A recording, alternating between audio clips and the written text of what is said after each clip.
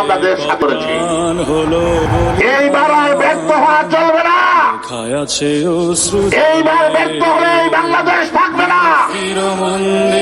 এইবার ব্যর্থ হলে বাংলাদেশের স্বাধীনতার সার্বভৌমত্ব থাকবে না। তাই ভাইরা, এই দেশকে রক্ষা করতে হবে। এই দেশের মানুষের সুখ শান্তি ফিরিয়ে দিতে হবে।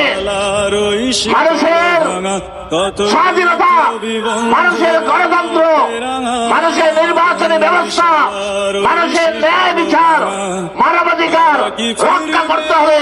খাদ্যের স্বয়ংসম্পূর্ণ করতে হবে। শিক্ষা চিকিৎসার ব্যবস্থা করতে হবে। আজকের এই স্বাধীনতাকে আমাদের রক্ষা করতে হবে।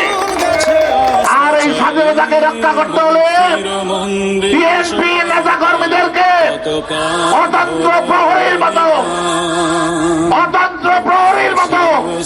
সকল ষড়যন্ত্র চক্রান্তকে মোকাবিলা করে পাড়া দিয়ে কোন ধরনের বিশৃঙ্খলা, কোন ধরনের অরাজকতা, কোন ধরনের অন্যায় বরদাস্ত করা যাবে না। আমরা দেশকে করতে চাই, দেশের মানুষের মুখে হাসি ফুটাতে চাই। তার জন্য আমরা ঐক্যবদ্ধভাবে সকলের কাছে অনুরোধ, বিএনপি আমাদের একটি বিশাল পরিবার।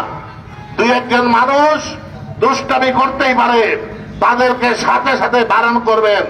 কথা না শুনলে পুলিশে ধরিয়ে দেবেন। বিএনপি কোন ধরনের অন্যায়, অত্যাচার, নিপীড়ন সহ্য করবে না। আমরা এক এক করে আমার যে ভাই এই বাজারে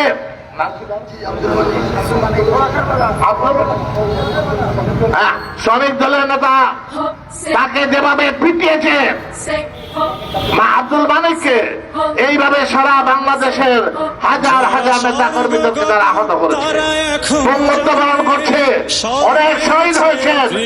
যারা লুটপাট করেছে এই বাজারে, যারা আওয়ামী লীগের নামে লুটপাট করেছেন, কারো আইনের উদ্দেশ্য নয়, সবাইকে আইনের আওতায় জনতার কাজ করায় তাদেরকে বিচারে আওতায় না হবে এবং বিচার করা হবে। তাই আপনাদের কাছে অনুরোধ, আপনারা সকলে মিলে ঐক্যবদ্ধ থাকবেন, দেশ গড়ার কাজে আত্মনিয়োগ করবেন।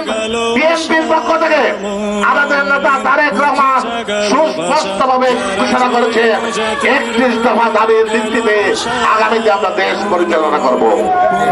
আগামী 10 বছর যারা এই স্বৈরাচারের বিরুদ্ধে একসাথে কাঁধে কাঁধ মিলিয়ে রাজপথে আন্দোলন করেছেন, সকল রাজনৈতিক দলের, সে দল ছোট হোক আর বড় হোক, সে এমপি হোক বা না হোক, প্রত্যেক দলের নেতা কর্মীদেরকে নিয়ে আমরা আগামী 10 বছর জাতীয় সরকার গঠন করব। বিএনপি একা ক্ষমতায় যেতে চায় না। যারা আন্দোলন সংগ্রামে ছিল, যারা সৎ রাজনীতিবিদ রয়েছে, তাদের সকলকে নিয়ে আমরা দেশ গঠনে আত্মনিয়োগ করব। আগামী 10 বছর দেশ শাসন করা হবে ঐক্যবদ্ধভাবে এবং জাতীয়